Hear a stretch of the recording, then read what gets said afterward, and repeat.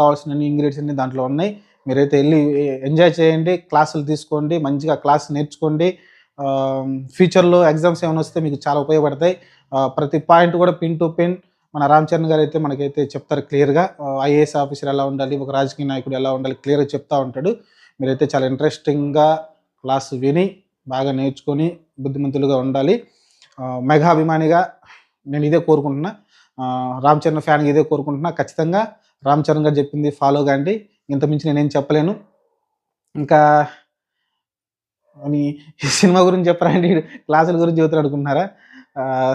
సినిమానే ఒక class room అయిపోయింది. ఇది ప్రస్తుతానికి. మరి ఇంకా ఏమైనా ఉన్నాయంటే నాకు ఒక పాయింట్ భలే నచ్చిందండి. రామ్ చరణ్ గారు ఆహ్, సరే తప్పదు, నాలో రివ్యూర్ మాట్లాడాలి కాబట్టి దాని గురించి అన్ని సినిమాల గురించి మనం సెటైర్‌గా మాట్లాడుకుంటాం. దీని గురించి ఒక్క సెటైర్. దీనిలో బ్రహ్మానందం ఉన్నాడు, వెన్నెల కిషోర్ ఉన్నాడు, సునీల్ ఉన్నాడు తెలిసిందే. ఒక కలెక్టరు ఇంకొక కలెక్టర్ పరిధిలోకి అంటే అతని పరిధి ఒక జిల్లాకి ఇచ్చారంటే, ఆ జిల్లా కలెక్టర్ అయితే ఇంకొక పరిధికెళ్ళినప్పుడు ఇంకా ఆ పరిధికెళ్ళి అంటే దాటకూడదంట. దాని గురించి ఒక బోర్డర్ ఉంటది. ఆ బోర్డర్ కోసం ఒక చిన్న లవ్ స్టోరీ, దానికి ఒక ట్రాకు దానికి పెట్టి సినిమా చూడండి. సినిమా చూస్తే మీకు అర్థమవుతుంది. శంకర్ గారు ఆల్మోస్ట్ డెడ్ అండి. శంకర్ గారు ఆల్మోస్ట్ డెడ్ అయిపోయారు. నేను ఏదన్నా హోప్స్ పెట్టుకొని సినిమాకెళ్ళింది ఏదైనా కారణం ఉందంటే, ఒకే ఒక కారణం. నిజం చెప్తున్నా. ఒకే ఒక కారణం చెప్పనా? ఫస్ట్ ఆబ్వియస్‌లీ మా రామ్ చరణ్ అన్న. ఆయన కోసమైతే సినిమాకెళ్ళాను. సెకండ్ వచ్చేసి శంకర్ గారు సినిమా తీస్తున్నారు కాబట్టి ఓకే. సాంగ్స్ ఎట్టకొట్ట చూద్దాము. కథ ఇచ్చింది కార్తీక్ సుబ్బరాజు గారు. ఎక్సలెంట్ కథ. దాన్ని తీసే విధానంలో తీయలేదు. మరి శంకర్ అంత పెద్ద డైరెక్టర్ హ్యాండిల్ చేయలేదంటే నా దగ్గర సమాధానం లేదండి. నేను దానికి సమాధానం చెప్పి నేనేం చెప్పలేను.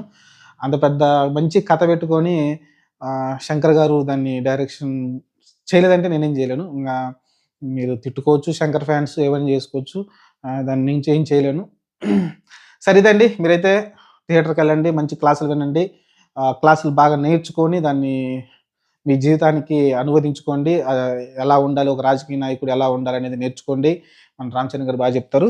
ఇది రివ్యూ అనుకోండి, లేకుంటే ఏదైనా అనుకోండి, మీరు ఇష్టం. సినిమా అయితే ఎళ్లి చూడండి. చూసి మీ పిల్లలకి ఇది నేర్పండి. చిన్న పిల్లల నుంచి ముసలోళ్ళ వరకు అయితే ఈ సినిమా చూసి ఎంజాయ్ చేయండి. ఎంజాయ్ అనకూడదు, తప్పు. ఎంజాయ్ కాదు. ఈ క్లాసులు వినండి. ఇని మంచిగా నేర్చుకోండి. రాజకీయాలు ఎలా ఉండాలి, ఐఏఎస్ ఆఫీసర్‌కి ఏం బాధ్యతలుంటాయి, ఒక పొలిటీషియన్‌కి ఏం బాధ్యతలుంటాయి, ఇయన్నీ పూర్తిగా నేర్చుకోండి. నేర్చుకొని మీ జీవితానికి ఎక్కడో చోట ఉపయోగపడతాయి. ఉపయోగించుకోండి.